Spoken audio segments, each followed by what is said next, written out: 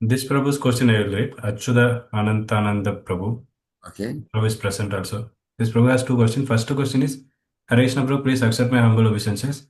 We learn from the Bhagavad Gita that the soul is eternal, and we know that the manifestation of the soul is consciousness. Through consciousness, we understand that the soul resides in the body. Thus, Mm. we see that the soul does not undergo any change, but Yeah. consciousness can be contracted, expanded, or developed. So, if the soul is eternal and if consciousness is also eternal along with it, then in that sense, should not consciousness remain the same? Each person's consciousness is different. So, is consciousness eternal or it is not eternal? Good question. See, for example, you have a bulb. You cover the bulb with yellow color paper. You get light, yellow color light coming out. You cover it with red paper, red color light comes. You cover it with black paper, black color light comes out. Yeah? So the bulb light is same. That doesn't change. Only when the color papers are different, it appears to be different. Similarly, the soul is always pure. When over the soul, the covering of the mind and body comes, then the three gunas are start acting on the mind. Uh, when the Satoguna, Rajoguna, Tamaguna act in the mind, the soul appears to be behaving differently in different bodies due to the effect coming out through the gunas. Otherwise, the consciousness of the soul is always remaining as it is. Is that clear?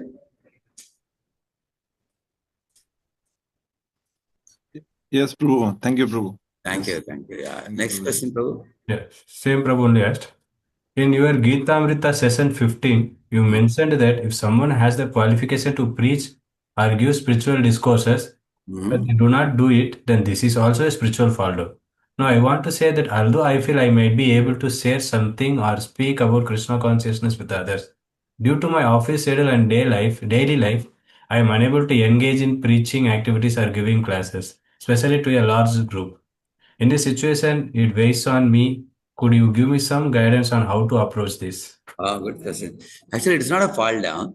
In the Srimad Bhagavatam, it is said that if you keep water in a cracked pot, it will little by little get leaked out, and one day there will be no more water in that. Similarly, if you acquire knowledge and do not share that knowledge with anybody, then the knowledge gradually leaks out and we tend to forget it. Like that Bhagavatam says, it is not fall down. It's like an unused knife which starts rusting. It's like that. So therefore, what one should do, whatever we hear or read, we make notes, and then we go to the office. Lunchtime, we catch some friend, colleague, and then share with them what story, what example we read. If you do that, that is also preaching. Preaching doesn't necessarily mean you have to sit on a elevated platform and speak to 200 people, 500 people. Not necessary. You can actually share even with one of your friends during lunch. That's also preaching. Uh, And also nowadays we have this online platform available. So all of you have the freedom. You can go online to your relatives, friends. I will tell you a story in Hyderabad. There is one devotee called Subbarao. The Subbarao during the uh, during the time COVID time, he was sitting within four walls. He was wondering what to do. He had 60 relatives' phone numbers in his mobile. So he started calling them one by one, and they all said, "Hey, ever since you become a Krishna devotee, you never called us. Now you are calling us." So he said, "What to do now? It's COVID time. I can't go out anywhere, so I called you." So he called all of them, and then all of them were very eager to learn something from him. So he started Srimad Bhagavatam, and then started from first canto.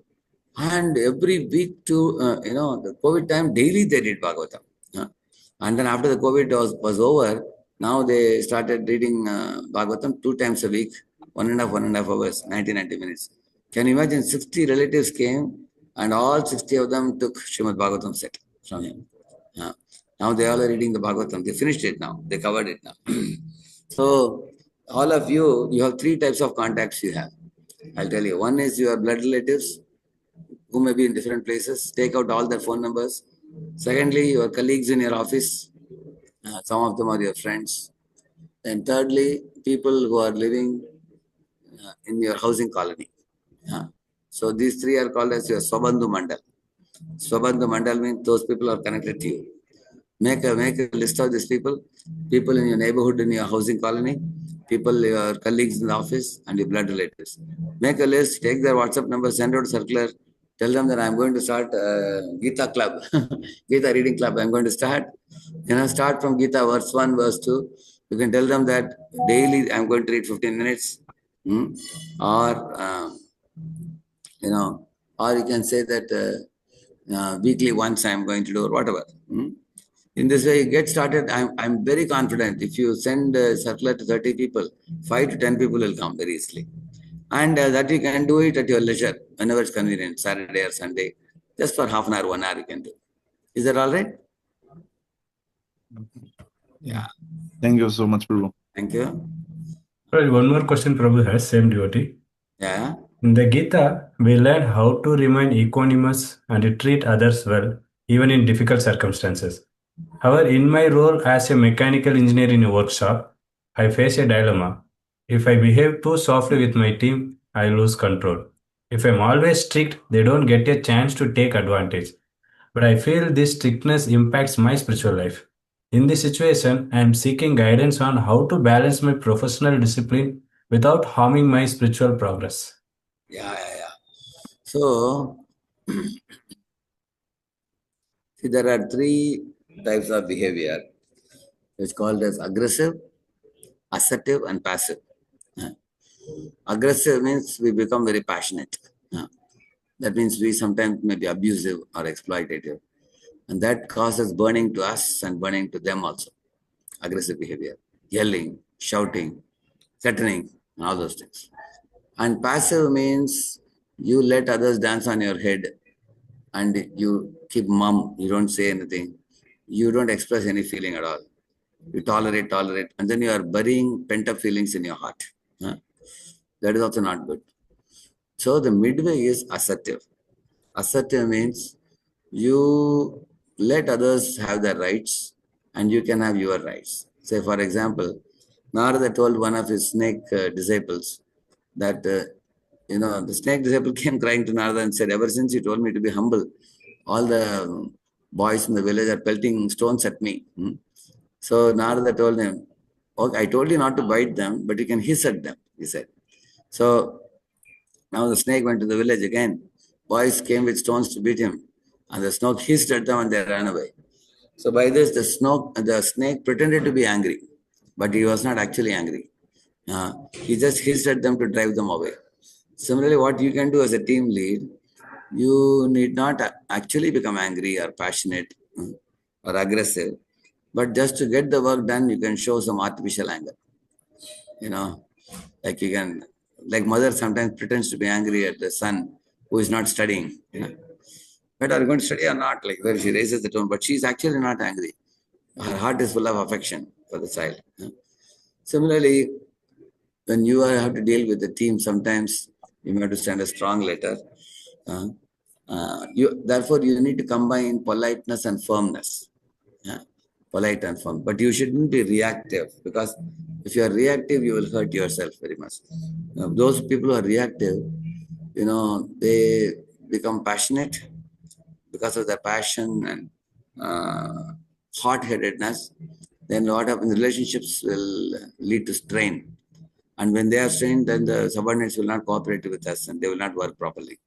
They will purposefully show lack of cooperation. And then that will cause us even more problem. So we should try our best to learn the art of, keeping politeness and firmness. So we have a very simple thing for that, I'll tell you. I'll put it in the chat, I'll put.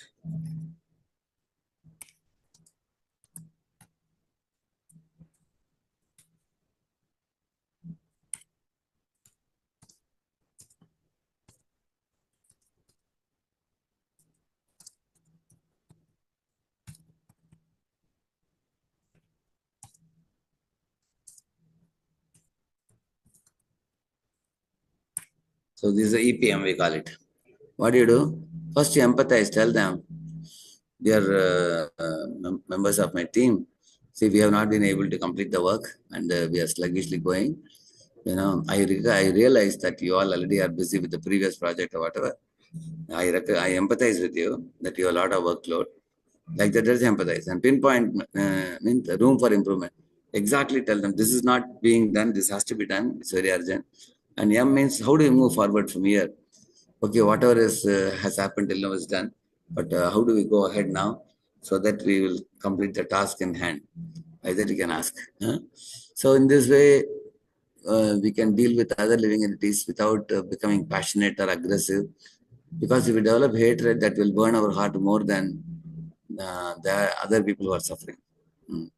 So Krishna teaches us in Gita how to do our duty but be detached. One should not. If we are very much attached to the outcome, because people are sometimes not up to your expectation, that will cause a lot of health issues for you in the mind. So that we can avoid. Is it all right? Hare Krishna. Prabhu, in your different lecture, you mentioned that we have to think before we act. I mean, when angry appear in our mind, so first we have to think. Like that, when Prithu Maharaj was angry for earth,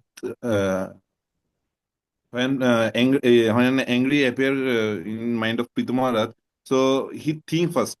So you in your different lecture you say this, so but we can't practice in our daily life. We act, then we think. How can we see, practice? no. See, you said that you are acting and then thinking, but now you are able to think about what you are doing.